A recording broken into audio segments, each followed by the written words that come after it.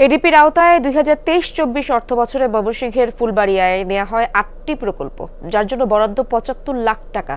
প্রকল্পগুলো বাস্তবায়ন করেছে স্থানীয় সরকার ও প্রকৌশল অধিদপ্তর এলজিইডি। প্রকল্পে অনিয়ম হয়েছে এমন অভিযোগে তদন্তে নামে দুদক। রবিবার সরেজমিন অনুসন্ধানে গিয়ে অবাক বনে যান দুদক কর্মকর্তারাই। প্রমাণ পান কাজ না করেই প্রকল্পের টাকা আত্মসাৎ করা হয়েছে। Double million offer Walton fridge কিনে পেতে পারেন 20 লক্ষ টাকা, রয়েছে কোটি কোটি টাকার নিশ্চিত উপহার। ময়মনসিংহের ফুলবাড়িয়া উপজেলা পরিষদে দুদক টিম। খবর, কাজ না করেই এডিপির ৭৫ লাখ টাকা আত্মসাৎ করা হয়েছে।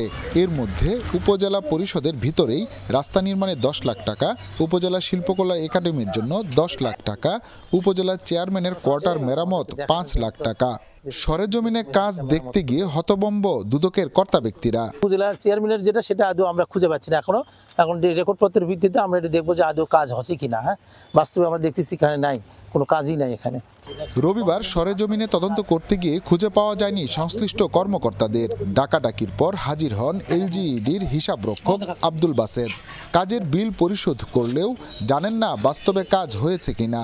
এমনকি নিজের অফিসের পিছনে থাকা শিল্পকলা একাডেমি নাকি চেনা নেই তার। আপনি কাজ দেখেন, সুন্দর করে দেখেন যে আপনি এটার বিল দিচ্ছেন, আপনি বলা হয়ে গেল। আমরা কোনো সময় আপনি আমরা ডকুমেন্ট এভিডেন্স দেখতে চাচ্ছি, আমরা কাগজ প্লাস হলো ফিল্ডে। ওটা কি ওটা ওই যে টিনের, ওটা বলতে পারবো না কি স্যার। প্রকল্পে পরিষদের ভিতরে যে নতুন সড়ক তৈরি করা হয়েছে সেখানে ইটের ফাঁকে ফাঁকে গজিয়ে উঠেছে ঘাস।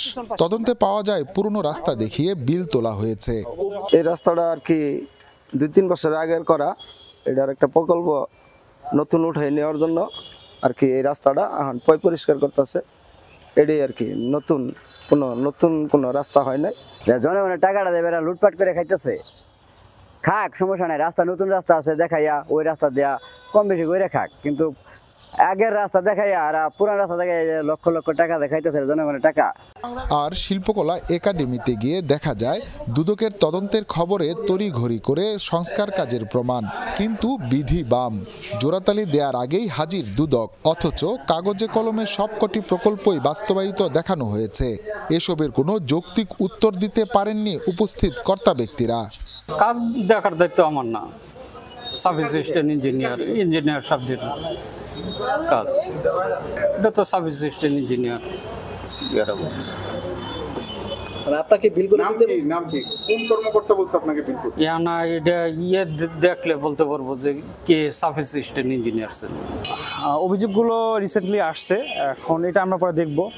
পরবর্তী উপজেলা ইঞ্জিনিয়ার মহোদয় স্যার মিটিংয়ে ব্যস্ত আছেন, উনি আসলে পরবর্তী আমরা এটা আবারও ভালোভাবে আমরা অফিসিয়ালি তদন্ত করব, দেখব। অভিযোগের প্রেক্ষিতে প্রায় 6টি প্রকল্প আমরা সরেজমিনে যাচাই করছি। যাচাইকালে আমরা আমাদের যে অভিযোগের আমরা সত্যতা পেয়েছি। দেখা গেছে যে কোনো জায়গায় প্রকল্পের কাজ না করেই টাকা উত্তোলন করে আত্মসাৎ করে ফেলছে। জুন মাসে সব টাকা উঠিয়ে নেয়ার পর সম্প্রতি ঘটনা জানাজানি হলে দুর্নীতি ঢাকতে 8টি প্রকল্পের মধ্যে শিক্ষা প্রতিষ্ঠানের বরাদ্দের টাকা 6 মাস পর 17 ডিসেম্বর পে অর্ডার করে রেখেছে সংশ্লিষ্ট দপ্তর। হুসাইন শাহিদ, যমুনা নিউজ, ময়মনসিংহ।